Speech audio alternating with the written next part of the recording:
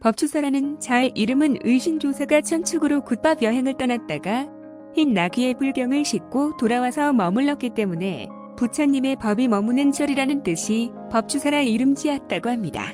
절이 위치한 속리산은 예로부터 조선 8경으로 꼽히던 산인데 산세의 아름다움도 있었지만 법주사가 자리한 산이었기 때문에 명산에 빠지지 않았다고 합니다.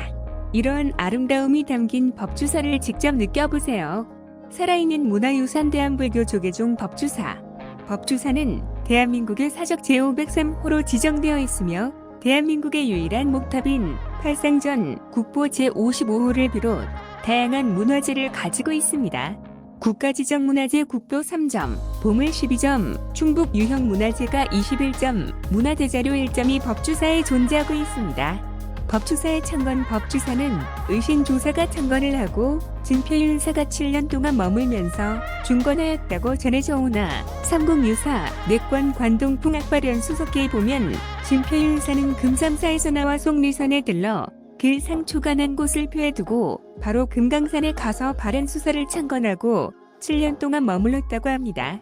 진표율사가 그 후 금산사와 부암부사 이방에 가서 머물 때 속리산에 살던 영심, 융종, 불타 등이 와서 진표율사에게서 법을 전수받았습니다.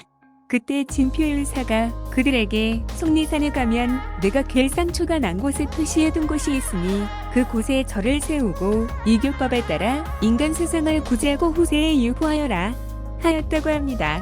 이에 영심스님 일행은 속리산으로 가서 길상초가 난 곳을 찾아 절을 짓고 길상사라고 칭하고 처음으로 점찰법회를 열었습니다.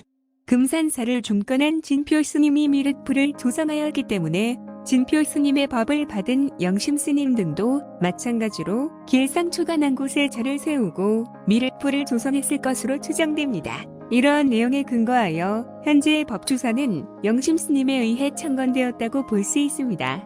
그런데 고려 인조 때까지도 절 이름을 속리사라고 불렀다는 점과 동문선에 속리사라는 제목 시가 실려 있는 점으로 미루어 아마도 절 이름이 길상사에서 속리사로 그리고 다시 법주사로 바뀐 것이 아닌가 생각되지만 지금까지 정확하게 규명되지는 않았습니다.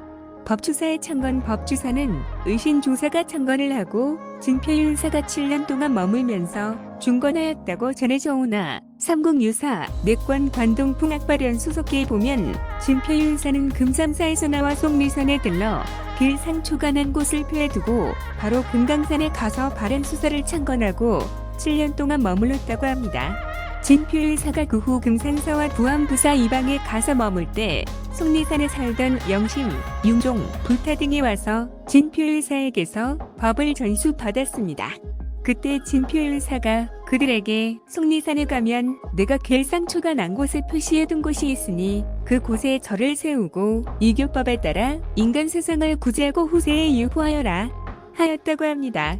이에 영심스님 일행은 속리산으로 가서 길상초가 난 곳을 찾아 절을 짓고 길상사라고 칭하고 처음으로 점찰법회를 열었습니다. 금산사를 중건한 진표스님이 미륵불을 조성하였기 때문에 진표스님의 법을 받은 영심스님 등도 마찬가지로 길상초가 난 곳에 절을 세우고 미륵불을 조성했을 것으로 추정됩니다. 이러한 내용에 근거하여 현재의 법주사는 영심스님에 의해 창건되었다고 볼 수 있습니다. 그런데 고려 인조 때까지도 절 이름을 속리사라고 불렀다는 점과 동문선에 속리사라는 제목 시가 실려 있는 점으로 미루어 아마도 절 이름이 길상사에서 속리사로 그리고 다시 법주사로 바뀐 것이 아닌가 생각되지만 지금까지 정확하게 규명되지는 않았습니다. 법주사의 중창 신라진흥왕 14년에 법주사라 이름 붙여진 이후 법주사는 성덕왕 19년에 중건되었으며 고려에 와서는 태조 1년에 왕사인 증통국사가 중건하였습니다. 그리고 문종 때에는 여섯째 왕자인 도생승통이 중창에 힘을 기울였다고 합니다. 임진왜란 때에는 충청도 지방의 승병 본거지였던 법주사와 선내 암자가 모두 소실되는 상황을 맞게 되었으나 인조 4년에 벼감각성 선사가 나와 중창에 힘을 기울였습니다. 벼감선사는 보은에서 태어나 임진왜란 때 명나라 장군과 함께 해전에서 적을 크게 무찌른 인물이며 그 후 1624년부터 3년 동안 지금의 남한산성을 쌓았다고 합니다.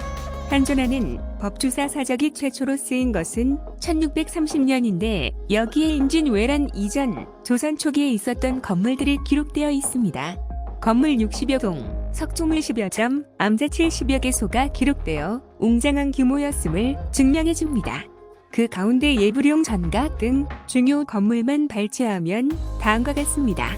대웅대 광명전 2층 28칸, 산호보 광명전 1층 35칸, 판상 5층전 36칸, 비로전 17칸, 약사전, 극락전 6칸, 원통전 6칸, 지장전, 연경전, 영산전, 도설전, 응진전, 대양문 7칸, 천왕문, 조계문, 해탈문, 동행랑, 서행랑 임진왜란 이후 벼감선사의 일대 중창에도 불구하고 복구된 건물의 수는 20여 동에 불과했던 것으로 전해집니다. 고려시대의 법주사 고려시대에 들어서 법주사에는 뛰어난 고승대덕들이 주석하면서 여러 차례 중창이 거듭되었습니다. 먼저 문종의 5째 왕자였던 도생승통이 절이 주지를 지냈다. 문종의 4째, 5째 아들이었던 대각국사 일정과 해다광사 소현은 도생스님의 형이다. 고려시대의 불교는 국교라고 할 만큼 국왕과 백성들의 절대적 믿음의 대상이었습니다. 왕실에서는 왕자가 출가할 경우 이를 대단한 영광으로 받아들였고 특히 문종은 새 아들을 출가시킬 만큼 신심이 돈독하였습니다.